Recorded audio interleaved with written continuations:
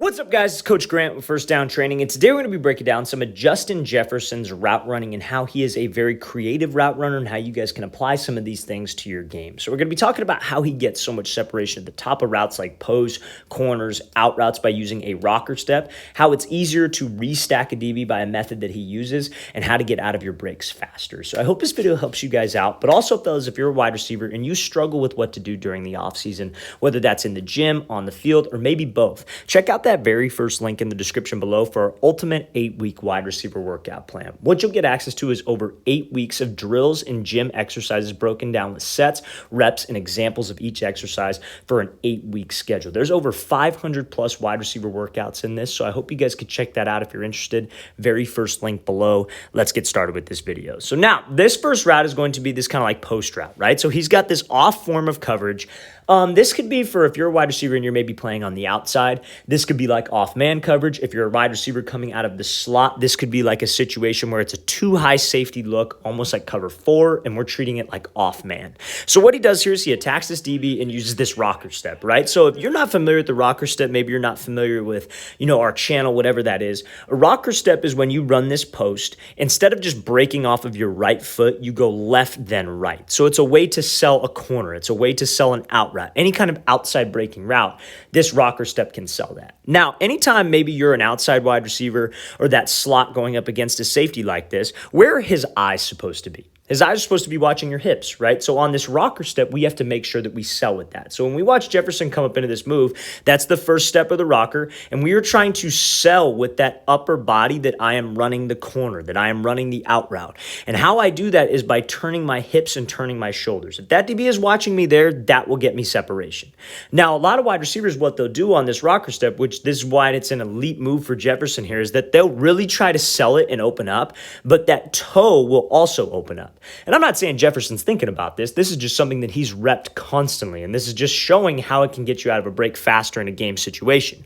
But you have to be able to sell with that upper half, but keep that toe somewhat pointed forward, because that will keep that weight on the inside arch of your foot. That will give you that positive shin angle to where you can sell the route, but also at the same time, you can drive off of that cut, get some explosion, and widen yourself from the DB. There's 3 phases of every route. You have the stem, which is selling vertical. You have the break point, which is getting separation or selling something, and then the acceleration. But if I screw up on the break point, my acceleration is going to be weak.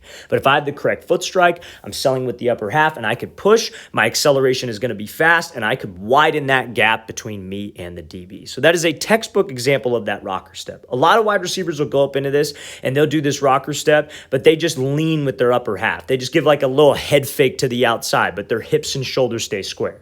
You know why they tell DBs to look at the hips? Because the hips don't lie. But if we can sell and we could really open up that upper body and be loose with my upper body, actually step wide, actually threaten him outside, that can get me separation. Let's play this thing again, full speed one more time. Great job by Jefferson attacking and using that rocker step to sell the out route, corner route, and get some separation. So now this is going to be a slant out route. Some people call this a blaze out.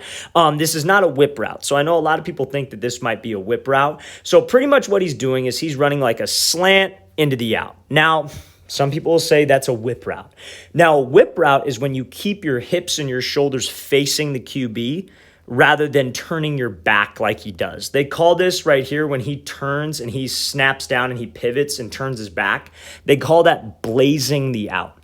Don't know why they call it something they call it, but it's not a whip route. It's a slant out. That's probably the terminology that you're going to be given, right? It's very similar to a post out. Some people call this like a martini route because it looks like a martini glass, whatever it may be. But that's the whole reason behind this. Now, reason why this is such a great route for him is because when he runs this slant route, he does everything he can to possibly sell this thing, right? Any kind of double move, whether it's a sluggo, whether it's a post corner, whether it's an out and up, you have to make sure that we are selling the route with not only our eyes, because that's the given one. That's like day one football stuff when you're 6, 7 years old. They tell you, hey, when you're running a slant and go, hitch and go, make sure you look at the quarterback.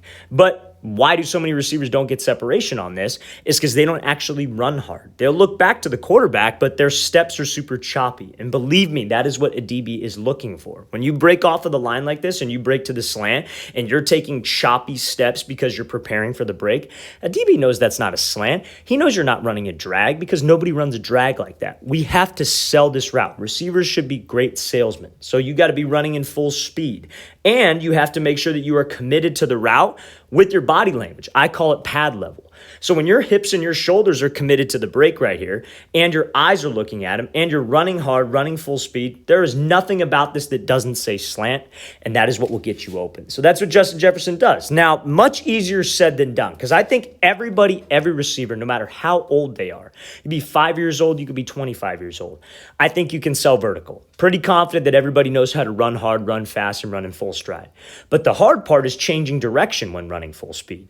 So the way we do that is by being violent with my hips and actually dropping low into the break point. And that's the great part about this route for Jefferson, because he's able to do this quickly. So when you drop into a break, fellas, a lot of people have been taught to sink their hips. You don't want to do that, because when you slowly sink your hips and you're wasting a bunch of time at this break, that gives time for this DB to react. You want a quick, violent drop of your hips, because that's what will get you out of the break when you're actually running full speed.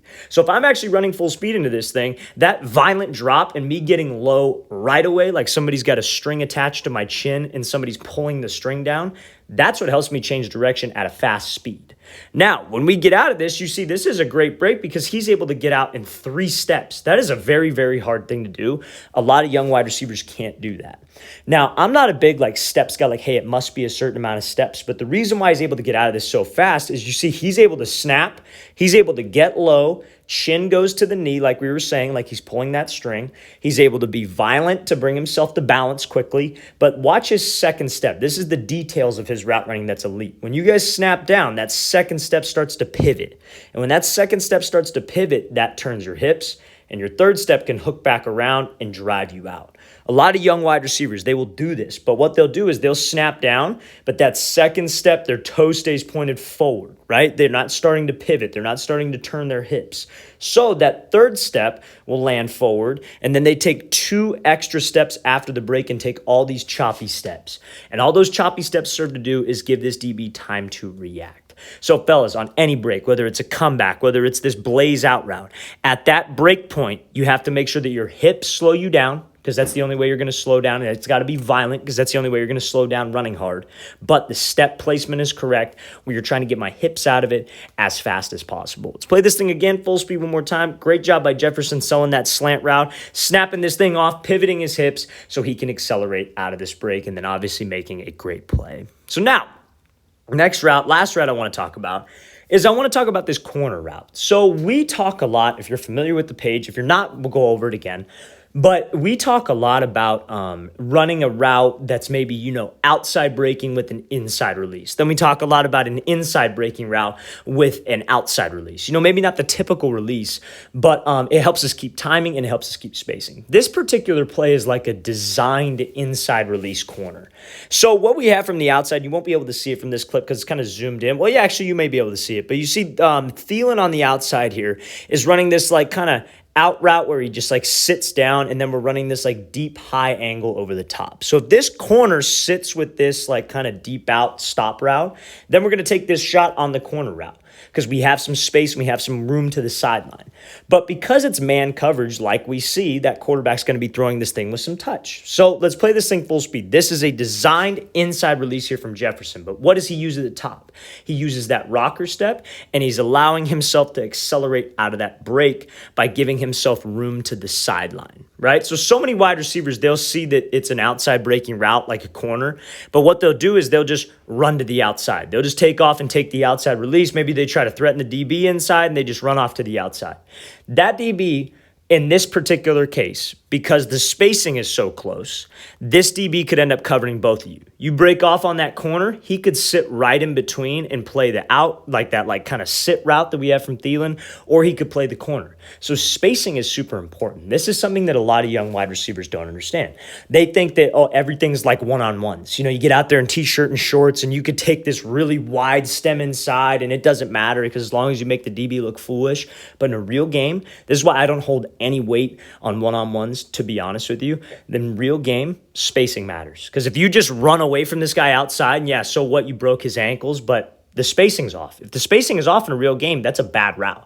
So Jefferson, again, does a great job of taking the inside release. He rips back underneath. He dips his shoulder. He shrugs the hands off, and he's able to restack. On any single route, when it's man coverage, our goal should always be to restack. So I could do a move like this at the top of the break, sell the post with my upper body like we were talking about in the very beginning, and give myself space to actually accelerate and win that race to the ball. And again, great finish by being late with his hands, not showing his hands too early to let this DB make a play on it. Let's play this thing again, full speed one more time. That's a great job by Jefferson. Great job by spacing with the Vikings offense, and a great job using that rocker step to create some separation and win on this route. All right, fellas, I really want to thank you for watching. I really appreciate it. If you guys have any questions at all, don't hesitate to leave those in the comments section below. We always appreciate the feedback. Always great to hear from you guys as usual. And again, fellas, if you'd like an ultimate 8-week wide receiver workout plan, over 500 gym and field exercises for wide receivers, check out that very first link in the description below. I'll see you guys next time.